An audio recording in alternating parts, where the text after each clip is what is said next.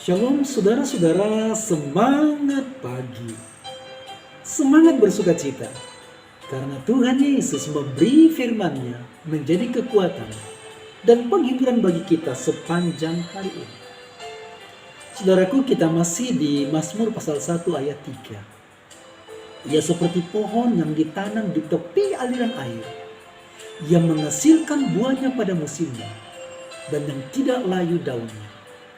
Apa saja yang diperbuatnya berhasil.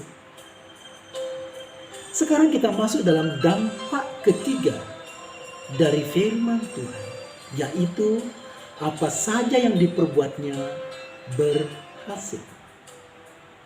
Saudaraku, firman Tuhan adalah kekuatan yang membawa kita kepada berkat, penghiburan, kemenangan, bahkan kehidupan.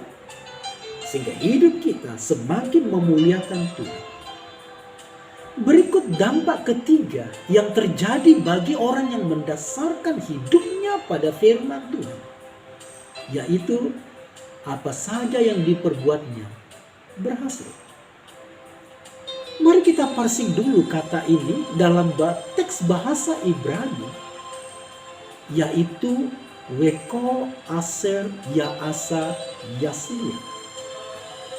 Ada dua kata kerja dalam frasa ini, yaitu pertama, Yaase, yang artinya diperbuat. Dari akar kata membuat dalam stem imperfect. Kata kerja yang kedua adalah Yatslia, yang artinya akan berhasil dari akar kata shalak dalam stem yang sama imperfect. Imperfect adalah kata kerja yang belum sempurna atau belum selesai. Masih lanjut dikerjakan. Hari ini dikerjakan, belum selesai dan besok dikerjakan lagi. Karena itu saudara-saudara, ada dua makna dari frasa ini. Yang pertama adalah setiap hal yang kita lakukan dipimpin Tuhan. Weko kita bisa terjemahkan apa saja. Bisa juga diterjemahkan setiap hal. Maksudnya bahwa apa yang kita kerjakan satu persatu, bukan serampangan, bukan sembarangan, dan bukan semua hal kita kerjakan dalam sekaligus. Semua itu pemberian everything satu persatu. Setiap hal adalah hikmat dari Tuhan dan dikerjakan dengan menyerahkan kepada Tuhan dan membawanya pada keberhasilan. Kita akan mengalami keuntungan, bukan kemalangan, juga bukan kerugian. Sebab berkat-berkat yang Tuhan berikan adalah bagi kemuliaan-Nya. Kata apa saja pasti sangat menggiurkan.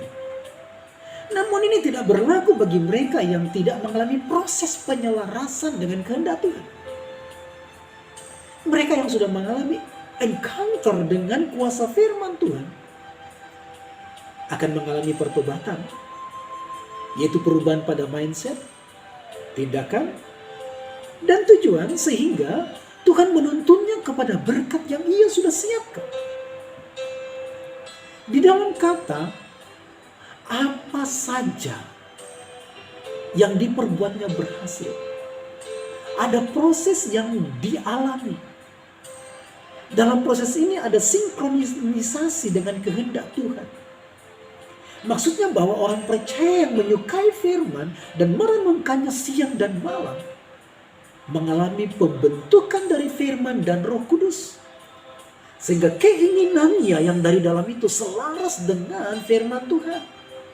Kehendaknya sesuai dengan maksud Tuhan. Sehingga apa yang dipikirkan, apa yang dilakukan sesuai dengan kehendak Tuhan dan dipimpin pada keberhasilan.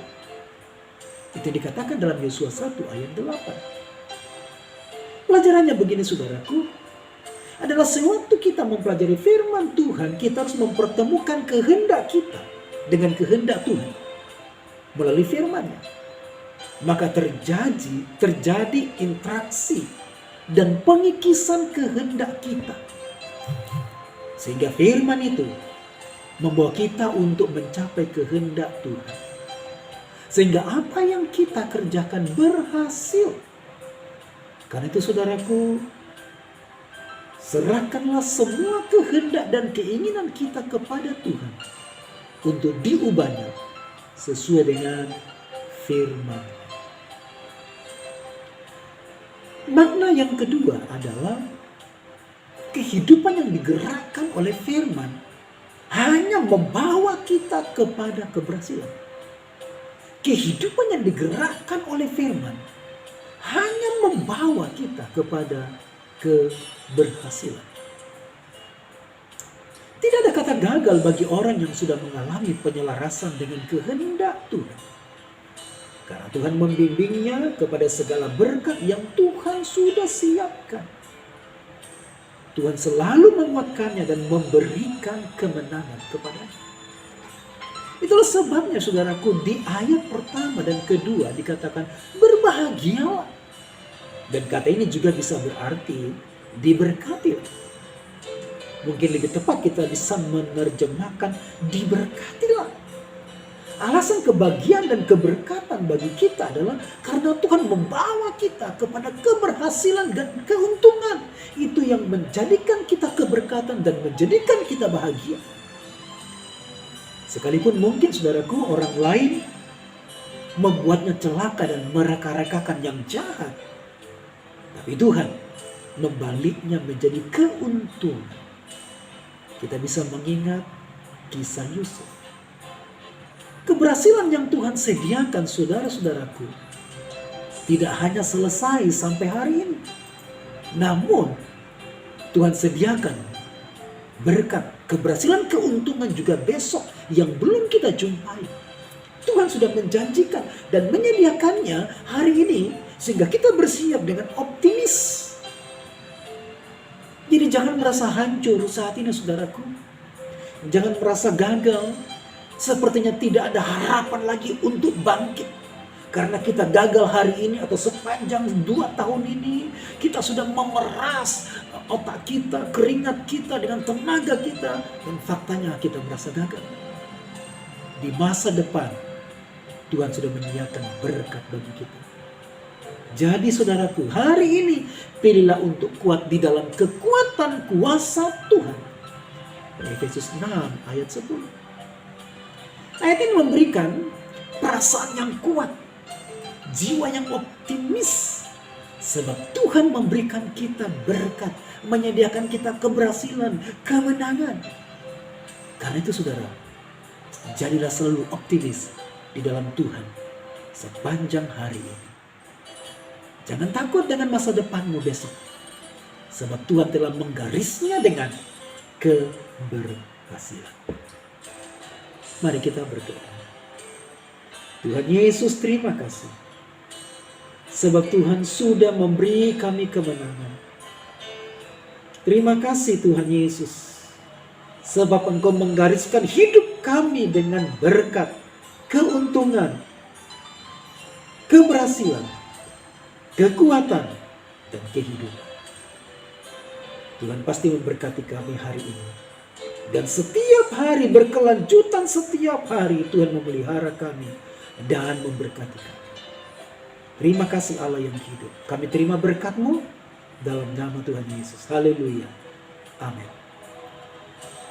Saudaraku, selamat hidup dalam firman. Selamat mengalami dampak kuasa firman.